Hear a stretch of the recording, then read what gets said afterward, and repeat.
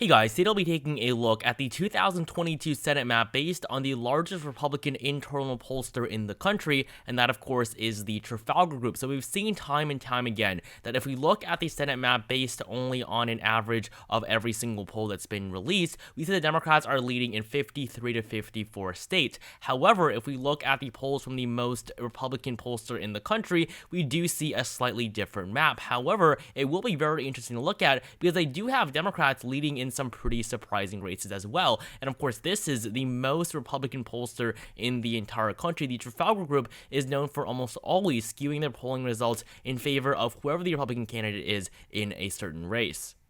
In 2020, the Trafalgar Group had Donald Trump winning in many of the competitive races that Joe Biden would eventually win, helping him win the presidential election overall. Trump was expected to win in Georgia, Florida, Pennsylvania, Ohio, Michigan, North Carolina, and Arizona, according to the Trafalgar Group's final polls. And so even though they were not too far off in some states like Florida or North Carolina, overall, the Trafalgar Group did overestimate Republican support in a majority of the competitive races. If you look at their 2020 election map based on their own polling, Republicans were expected to win 295 electoral votes, and Joe Biden was only expected to win 243. Of course, in the end, he would go on to win 306 electoral votes, winning the presidential election. And so this is a pattern we've seen from the Trafalgar Group in other elections, Senate and governor elections in 2016, 2018, and most recently, 2020. And so looking at the Trafalgar polls for this year, currently I'm going to start off with Washington and then move down this list of the polls that they've released recently. So the Trafalgar Group has conducted a lot of polls over the last couple of weeks for these Senate elections, and that's why we're taking a look at them now. So the most recent poll released from the Trafalgar Group is from the state of Washington, where they show Patty Murray defeating Tiffany Smiley by 3%. Of course, we saw that in the blanket primary, Patty Murray already won a majority of votes, so it would be almost impossible for her to lose her re-election to a fifth term in office. And according to the overall spread here, Patty Murray leads on average by a margin of 11.3%. The Trafalgar poll shows one of the closest numbers between Murray and Smiley based on all the polls that we've seen in the last couple of months. So right now, Washington is actually only going to be a lean Democratic state based on the Trafalgar poll, showing Patty Murray only ahead by a margin of 3 percentage points.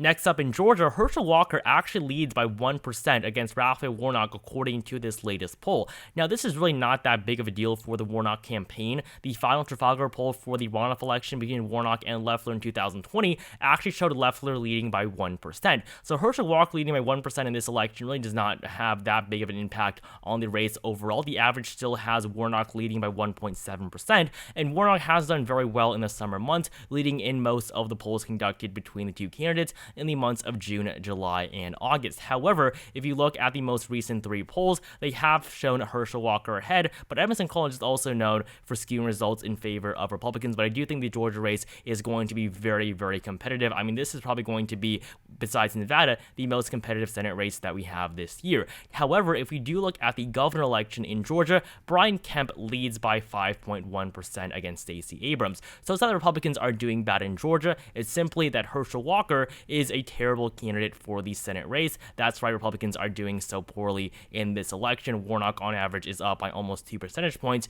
but according to the latest Trafalgar poll, the state of Georgia is going to be a tilt Republican state.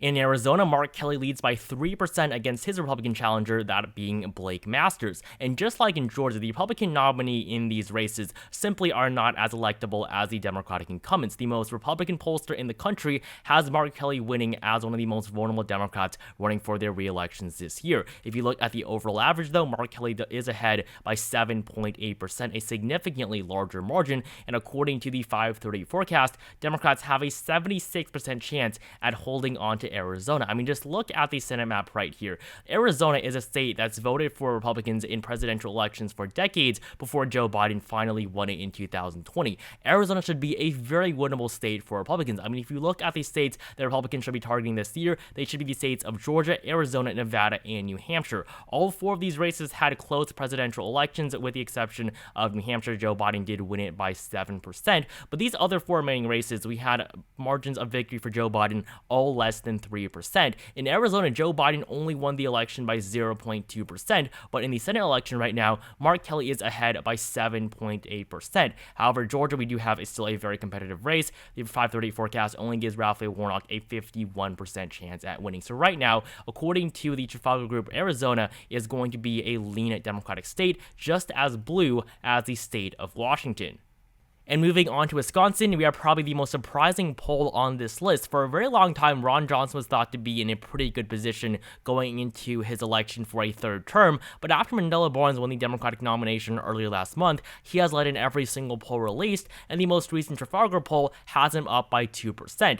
The Trafalgar Group only had Joe Biden leading by 1% before the 2020 presidential election, so this poll should be very worrying for the Johnson campaign, especially considering how good of a chance he had of winning this race just 3 months back. According to the 530 forecast, Ron Johnson had a 77% chance at winning a third term all the way back on the 1st of June, and now he has a 53% chance and expected to win by a margin of 0.4%. This is the closest election of the year, according to this forecast. Ron Johnson currently is expected to win by the smallest margin for any candidate in any race this year in November. So looking at every single Senate race that we have, Wisconsin currently is closer than Georgia, Nevada, North Carolina, and even Ohio and Arizona. So I do think that the election in Wisconsin is going to be one of the most exciting ones that we have, because of course Wisconsin is more conservative of a state than other states like Pennsylvania, Arizona, or even Georgia at this point. So 530 having Barnes up by 2% really is a pretty big deal, and I think that Wisconsin should be much closely looked at after these numbers have been released. And if you look at the light model of the forecast right now, Mandela Barnes has a 71% chance at winning Wisconsin if you only look at the 530 forecast based on polls alone. That's just how good of a position Democrats are in right now in the state of Wisconsin.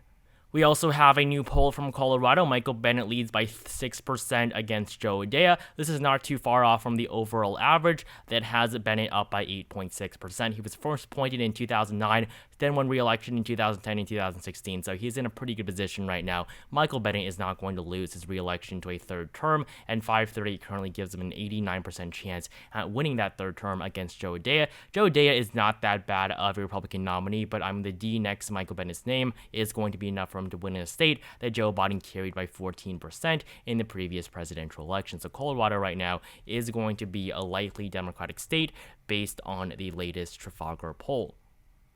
And in Ohio, I do think the Trafalgar Group is going to be relatively accurate. They have J.D. Vance up by a margin of 5% against Tim Ryan. I do not think Tim Ryan is going to win the Senate election in Ohio. That really is just going to be very, very difficult. Republicans are still in a good position in Ohio. Donald Trump won this state by 8% both times. Democrats are not going to flip Ohio in a year like 2022. Yes, Sherrod Brown won in 2018, but he was an incumbent in a very different national environment. So J.D. Vance leading by 5%, I don't think is going to be too far off from the eventual result. Looking at the polling average, though, Tim Ryan is ahead by 0.6%. That's mainly because he led in many of the polls in the summer. These polls are not exactly the most reliable ones. Many of them were funded by the Tim Ryan campaign and themselves, but the most recent reliable polls do have J.D. Vance leading, and these are from Emerson College and the Trafalgar Group. However, Tim Ryan's most recent campaign poll does still show him leading by 3%. So we're going to have a very interesting race in Ohio. This race is much more competitive than it should be, and Republicans are diverting just way too much money in this race. It should be almost a guaranteed win and a hold for the Republican Party, as Rob Portman is retiring, but J.D. Vance is just proving to be so poor of a candidate that he's losing to Tim Ryan if you look at the polls alone. 538 currently, though, does believe that J.D. Vance is still going to win this race. Ohio is only a lean Republican state. J.D. Vance has a 74% chance at winning. Mark Kelly has a better chance at winning in Arizona than J.D. Vance in Ohio, and of course, Ohio is much better of a state than Arizona is blue. Some people would even argue that Arizona is not even a blue state at all. It is very much a purple state that has a very long history of voting for Republican candidates. So right now, according to 538, Ohio is going to be a likely Republican state. I think this is going to be one of their most accurate calls this year. I do not believe that Tim Ryan can win in Ohio. I think that he'll make this race much more competitive than it should be, but in the end, it is still going to go red. Next up, in Pennsylvania, John Fetterman currently leads by a margin of 5% against Mehmet Oz. He really does have a very good chance at flipping the state. The state is currently held by Pat Toomey, who is not running for re-election. That's why Mehmet Oz is now the new Republican nominee for this election. And so Mehmet Oz is somebody that really has nothing to do with Pennsylvania. He has never lived in the state, really has no connections to it. That's why he is doing so poorly in this election. He is simply trying to win political office after being a TV host for 2 decades, and Pennsylvania, the Senate election there seemed to be a pretty convenient way to do so. John Fetterman has served 8 years as the lieutenant governor of the state under very popular incumbent governor Tom Wolf, and so that is why John Fetterman is in such a good position. The voters in Pennsylvania know John Fetterman. They have no idea why Mehmet Oz is even there, and so according to the overall average, John Fetterman leads by 8.1% in the state, and 538 gives John Fetterman a 79% chance at flipping this seat. I mean, keep in mind, this is a seat that Republicans currently control. That is just the position they're in going into these midterms. They cannot even win the seats that they control, much less actually flip the Senate majority. So right now, Pennsylvania is going to be a lean Democratic state. The margin overall is just slightly under 5%. It does round up to 5, but it's not enough to make the state actually likely for John Fetterman. But I mean, this is according to the most right-wing pollster in the country. John Fetterman has led in every single poll that's been released, and right now has a very good chance at becoming the next U.S. Senator from the Keystone State. And finally, in Nevada, Adam Laxalt currently leads by 2% according to the latest Trafalgar poll against Democratic incumbent Catherine Cortez Masto. Democrats are not in as good of a position in Nevada as they once were just about a decade ago. Hispanic voters are not as supportive of the Democratic Party as they once were, but as a Hispanic herself, the first female Hispanic senator in American history, Catherine Cortez Masto, I do think, does have the ability to win enough of the Hispanic vote to win her re-election to a second full term. She, of course, succeeded Harry Reid in 2016, and Adam Laxalt lost the 2018 governor election against Steve Sisolak, so Laxalt is not the greatest candidate in this race, but I think that he is somebody that can make this election very competitive, even though the Trafalgar poll is the only poll Laxalt has led in the last 5 months. The last time that Laxalt was ahead in a poll was a poll conducted all the way back in April of this year, and this was a Republican-funded poll, and Laxalt only led by 1%. However, in 2020, though, Joe Biden did underperform polling expectations, only winning the state by 2.4%, when he was initially expected to win by a margin of 5.8%. And if you look at the 2018 polls, you will see that the polls were a bit off as well. Republicans were actually favored in both the governor and Senate election, but in that case, Democrats won both of those races and definitely outperformed expectations. So that was the previous midterm. We're just going to have to see what happens this time around. Catherine Cortez Masto, though, does have a good chance at winning a second term. According to 538, she has a 62% chance at defeating Adam Laxalt. If you look at the model based on polls alone, really not too much of a difference. But on our map here, I'm going to fill in Nevada as a red state, as of course, according to the latest Trafalgar poll, Adam Laxalt does have a 2% lead in this election.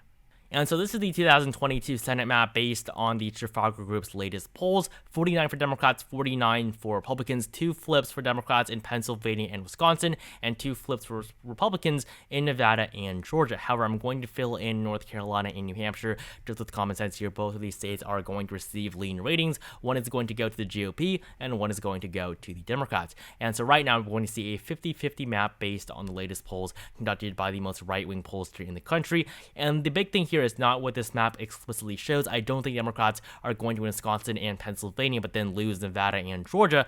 But the overall theme here is that Democrats are in a much better position than they were just a couple of months ago as Joe Biden continues to become more popular as president, to a point where even the most Republican pollster in the country right now shows Democrats winning control of the Senate for a second time in a row. And if you look at all the polls as a whole, right now, looking at the odds for both parties based on just the polls, Democrats have a 69% chance at winning in Nevada, 88% in Arizona, Wisconsin, 71%. Even Ohio, Tim Ryan has a 51% chance at winning as a Democrat. Pennsylvania, 90% for John Fetterman. In New Hampshire, 75% chance that it goes to Democrats once again. And in North Carolina, Sherry Beasley has a 56% chance at defeating Ted Budd. And of course, in Georgia as well, Raphael Warnock has a 63% chance of winning in Florida, though, Marco Rubio is favored with a 76% chance at winning based on the polls alone. And if you look at a list of all the races that we have here, I mean, Democrats are basically winning in every single competitive election based on just the polls. But of course, they are probably overall going to underperform at what polling currently says for many of these races. If you look at the Senate map based on an average of all the polls released, not just the Trafalgar polls, you will see Democrats winning 53 states, keeping every single state that they currently hold, but also flipping Wisconsin, Ohio, and Pennsylvania. And so that'll be it for this video. The Trafalgar Group currently has Democrats winning 50 seats in the Senate, a pretty big deal considering that their 2020 map looked like this. Again, thank you so much for watching this video. Make sure you like it down below if you enjoyed it. Comment down below which party you think will win a majority in the Senate. Do you think Democrats will pull off a win in Wisconsin? And do you think the Trafalgar Group is actually a good pollster? I know this is a pretty heated topic, and subscribe to my channel if you have not. Thank you so much for 30,000 subscribers. I will continue to upload daily until the midterms in November, and I will see you guys in the next video.